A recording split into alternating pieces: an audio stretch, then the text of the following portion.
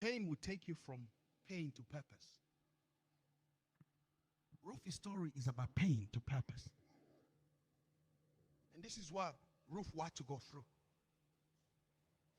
Some of you, God moves you from your pain to your purpose. And I know there are some of you ladies here, you may complain the things that you've been through, the rejection, the loss, the grieving. Oh my God. But God said there is a purpose to everything that's happened to you. We see the story of Ruth starts in the book of Ruth chapter 1. Ruth's story, it drives him from the family in Moab. It starts with the story of him losing his father-in-law. And the next thing we see that she loses her husband.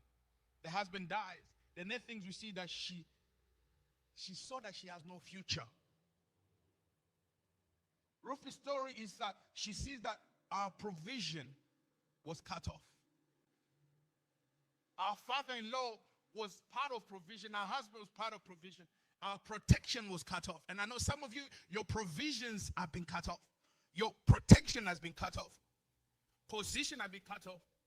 What do I mean by that? When you lose a husband, you lose your position. You lose your protection, your provision. And some of us, you've lost your father, you've lost your mother. And you find yourself almost naked in the realm of the spirit. And you just begin to wonder, how am I going to come out of this? Because that's what we call, you're dealing with the pain of grief. When you lose a loved one, when you lose your sister, when you lose a son, and you begin to say, how am I going to handle this? God, thank you for everything, but I'm in pain.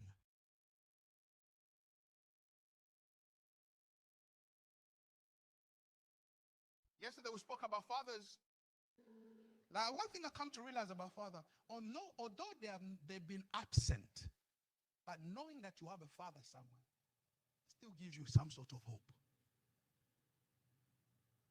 Until when they die, you begin to say, oh, I wish my father was here. But you never spend time with them. I wish my mother was here. You never spend time with them. What am I saying? This Ruth had a similar issue. Pain of losing your husband.